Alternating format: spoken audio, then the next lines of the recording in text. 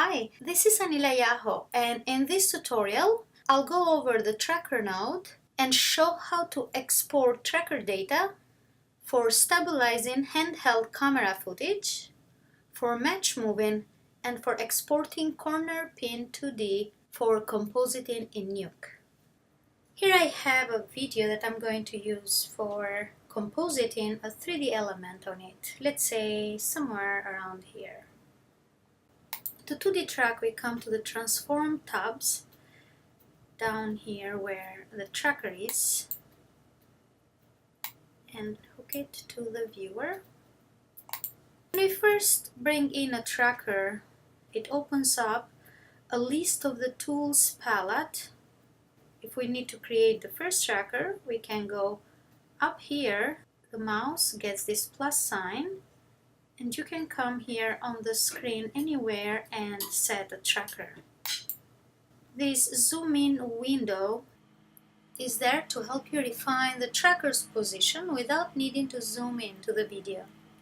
Track 1, it has this blue outline telling us that there is a keyframe on frame 73 in this case. The other thing happened is here in the tracker's property panel, a track 1 is created.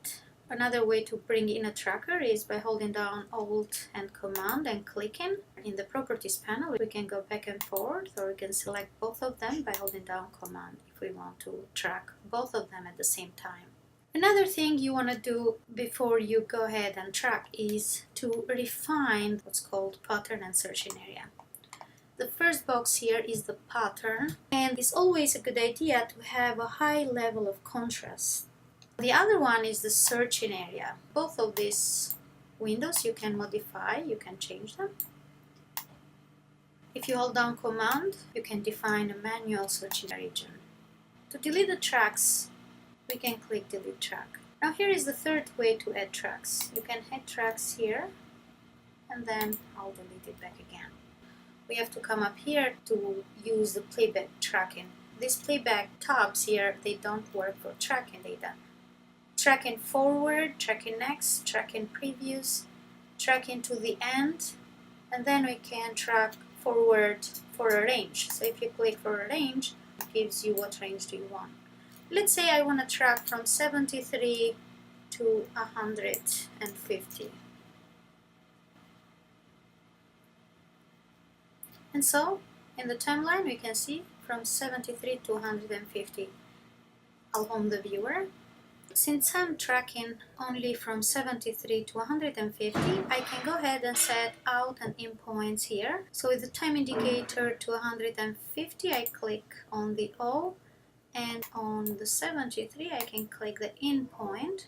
And if I want to see just this, I can come here to the different views for the timeline, and I can check the in and out viewer, so I can see only the timeline of this tracker.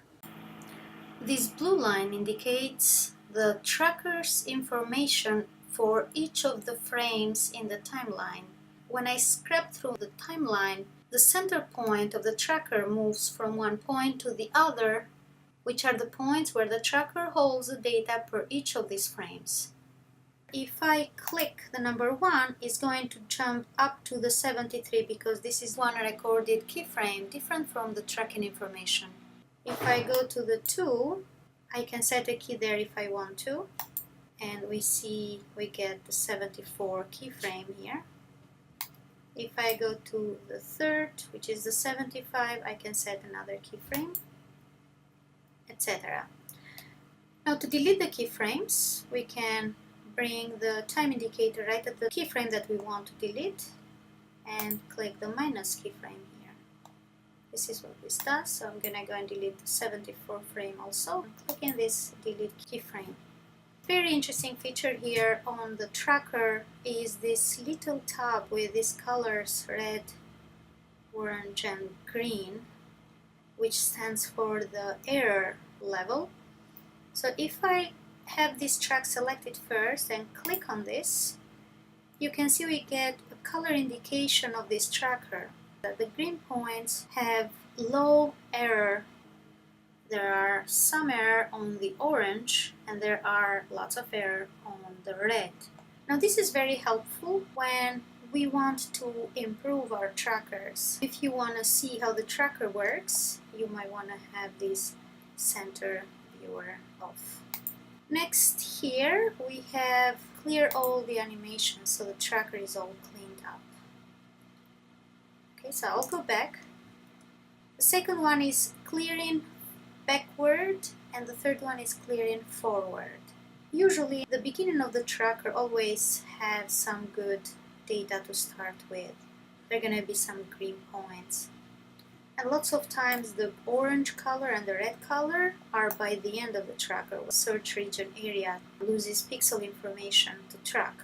That's why this color indicator is very important, because you can go with the time indicator somewhere halfway on the timeline and tell it from this point on, remove all the tracker data because we want to retract this again. And so you can go and clear forward. And notice how lots of red color went away. I can go ahead and track from 110 to 150. If I go around at 130, I can delete all this forward data and then I can go ahead and track forward again. This 250. And I get pretty good tracker. There are so many different ways, so many other strategies to get good tracker data. One of them, for example, is by going somewhere halfway in the shot, and instead of starting the tracking data from 73 to 150 as I did here, I could go somewhere halfway in this timeline, bring the time indicator there, clear the forward and backward. Notice I have 1, 2, 3 blue points. Now these are the keyframes that I have set. So if you delete the tracking data, the keyframes are not going to be deleted. I'm going to delete all these keyframes. With the time indicator at 110 frame, I'm going to track backward range from 110 to 73 and say OK. And then I'll go to the 110 frame. And I'm going to track with the range forward from 110 to 150. And this tracker is tiny bit better than the previous one. We don't see many red colors here, it's just only one here. If I go and look to find where is this, is on frame 86. We can go and move this around until we can see a green color.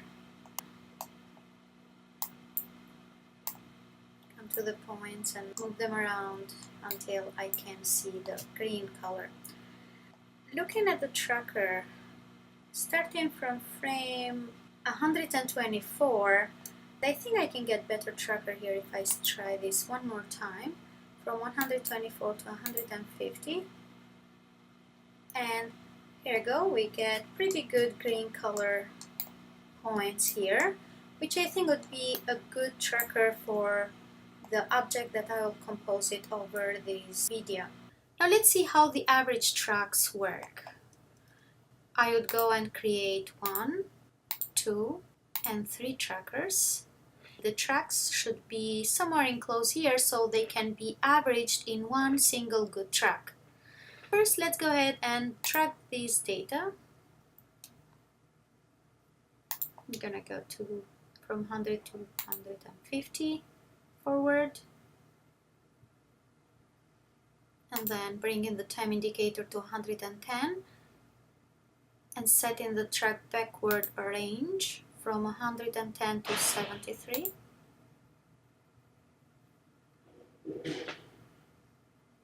And notice how much error we got by just doing the single tracks separate. Now if we select these 3 tracks together and select the average tracks, it's going to bring in the best of the 3 other trackers in one track. So this is a wonderful tool to use when you don't have a great tracking data right at first. And then you can delete these other trackers if you want. On the setting tab, we can check out all the settings before we do the tracking data. We have two ways to track. We can auto track and we can keyframe tracking for more complicated type of shots. So I'm gonna twirl them back again. On the trackers palette, we have the types of exporting options. So we can export for corner pin data, stabilizing, or match moving. The tracker node not only collects tracking data on the transform node, but it also uses this tracking data to perform one of the options of either stabilizing, match moving, or corner pin data. Once we get the good tracking data, we can do one of these three things. Let's start with stabilizing. We can use the transform stabilize for the exporting data. In the transform node, we make sure that this transform is using the stabilize option, and if we play the footage, it is stabilizing based on this tracker. However, in this footage, this is not what I want. So I'll bring this back to none, and then what I want to do is I want to compose it a 3D render over this area. You can compose it any 2D element and using the tracking data to match move it with the footage. I'll bring in a read node to bring in my footage. The one that I'm going to choose right now is this beauty path. So I am going to create this relative path by placing two dots here and open. If I open this beauty path, it's telling me that the frame range is from 1542 to 1592. This is a frame range I have defined in Maya. What this means is that this animation that I have on this butterfly right now is not playing in this timeline because my timeline is from 73 to 150. This is a bit off topic, but it's good to discuss as it has to do with how to use the DOP sheet. So in this case, I'll go to the DOP sheet, select the read node. Here is where my animation is, this little square. So I'll select this and bring it forward where 73 frames starts so I can see the animation on my timeline. Okay, so now if I play, I can see there is a bit of flipping of the wings. Another issue we have here is the dimensions is 1024 by 1024, okay, while my video file is 1280 by 720. I can select the node, click M to bring in a merge, and connect the B side to the background and hook the merge node to the viewer. We can see here the bounding box. I can use a transform node and scale it down to some size that I like to see it, and I will bring it down here. I don't want to make it look real because it's not a real butterfly. For now, I'll just leave it here. If we play this now, there is not any connection yet. We don't have any matching of the media. The second thing we can do with the tracker is to use the export option for match moving. Now before you choose this option, you need to make sure that the background plate is not going to change. For stabilizing, you have to come and bring it here, but for the match moving, you want to make sure that the transform node is going to be to none. And select this option for match moving. Next, I want to make sure that I select the rotation and scale together with translation, and with this tracker selected, I can go ahead and create the match move, which is going to create the match move tracking data in transform node, which we want to connect it to our butterfly, and then this is going to be linked on the A side of the merge node. If I close this tracking data and play the footage, we can see that the tracker is working. The next step here is to do some color correction. I have prepared this backdrop node here, which are the render passes. Starting from the top here, I do have a diffuse and a subscattering, and this is a specular color, which is just the eyes. I am using the ambient occlusions alpha channel here, and then the shadow pass. I've created this in Maya also, and done some color correction there, and finally it looks like this. So what I can do is I can bring the whole thing here and replace it with this single node. This is before without color correction, and this is after. Before and after. And definitely it's better like this. If I go close here, so notice the shadow pass. This is something I really like. If I hide this, you can see the shadow pass here has some nice color, red color, subsurface scattering. And I can, if I want to, I can go back and change the color, make it more orangey. I don't think I am seeing the animation.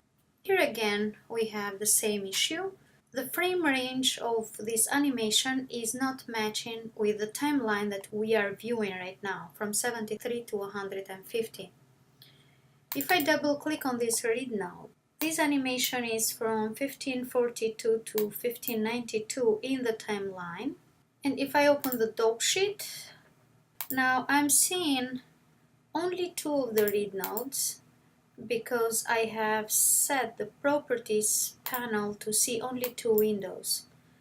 So I'll change this to 5. Come here and select all the read nodes by double clicking, holding down shift, double click, click, click, click. And in the dope sheet I should be able to see all of them. For some reason I'm not seeing one of them. I will move this on frame 73 and unselect and try to see why I'm not being able to see all of them. Check out where is this one. Oh, okay, so here now it show it up. And I'll bring this on frame 73. So now I should be able to see the animation. Let me play this again.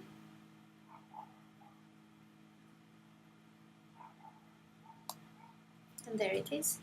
It's just a little bit of wing flaps to give the idea that the butterflies are resting on the boy's lap. Yes, that's how I would use the tracker in the match move mode to composite 3D elements over a footage. Now in this other example, let me bring the viewer one here.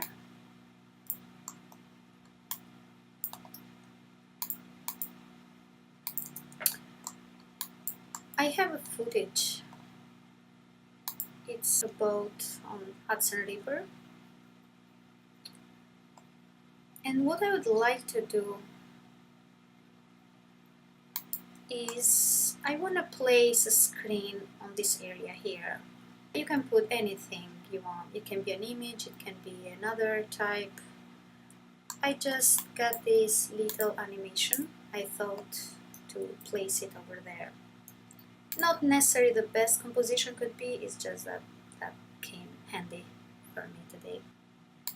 So I will be compositing this one over this. Okay, so let's see how I can use the tracker with the corner pin data. I did use this grade earlier to increase the contrast. Increasing the contrast helps the tracker to get a better tracker. I got 4 trackers and I define the pattern and searching area. And notice I have done a different shape for each of them because I wouldn't get right away the best tracking information. I would have lots of red and orange colors in these tracks. So by moving around the searching area and pattern, I got good tracking data for the 4 of them. Next, I made sure that I had selected translate, rotate, and scale for all of the trackers. And also in the transform node, making sure we have the plate to be selecting none. With 4 trackers selected, I would choose the corner to depin, this first option. I'll go and create. So here is this node that creates the corner pin 2D data. Now on the other side here, I have these animation. Because the size is 432 by 480 and my video file is 1920 by 1080, I did a reformat for this image. Also above here, I have used a keyer, which is another way to key green screens or other color screens. The good thing about the keyer is that it has lots of options for how you pull the key. I've just used the luminance, which is using the luminance of the image to pull out the alpha channel. As you can see, the keyer pulls the key on the alpha channel. The transform node, I use it afterwards when I merged it over a constant. And let me show you. On the other hand, I created a constant, which I had to reformat. And then I merged this logo animation over the constant with this merge node. Now the transform node does this. So it scales it and moves it up. If I double click on the transform node, I have used a scale of 1.63 and I have translated up 81.5.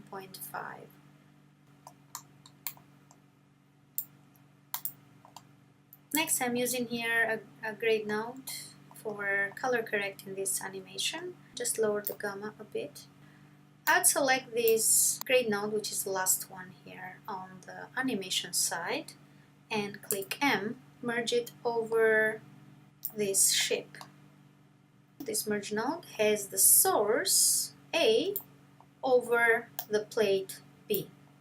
Now, using corner pin 2D requires 2 things. The source and the plate should have the same dimension, and that's the reason I use the reformat node here. So both of them have the same dimensions. And the reason why I'm not seeing the ship right now here is because the ship is right behind it. If I disable the merge, you can see the background plate is there. This plate is simply staying on top of the background. Now, this is one requirement. So both of these sides, the source and the background, are the same size. Next, we need to connect this corner pin 2D on the source side. In the corner pin, we see we have this to from. Okay, so we have these 2 data to from. Now,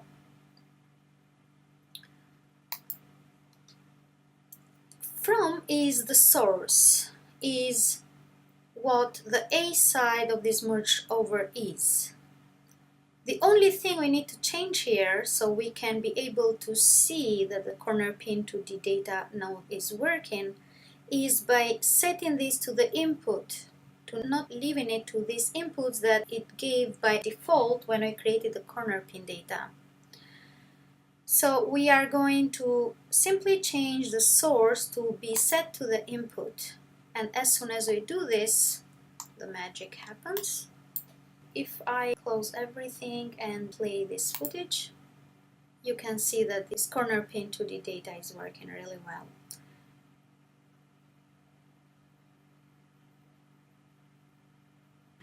Now let's talk about the second requirement that I mentioned earlier. When you set the corner pins, you need to make sure that the track 1 is at the lower left side, track 2 should be at lower right side, track 3 at upper right side, and track 4 at upper left side. This is the only order for having successful tracking data with the corner pin export option. Okay, the only thing I can fix right now are these two corners. I like how this corner and this one are positioned. The corners that I'm going to fix right now have to do with the source side, with the A side here. So I have to be to this from data. Here is where I have to change these numbers around to get the best result. So I'll start with this corner, which is the track 2, and start putting some number. For example, let me try 2000. And in fact, I should put 1. I think I like this as big as it is. I might need to change this other corner a bit, but it's pretty much close to what I'd like to. Okay, so in this tutorial, we had a quick look on how to use the tracker node to stabilize, match move, or to use it for corner pin data for compositing in Nuke.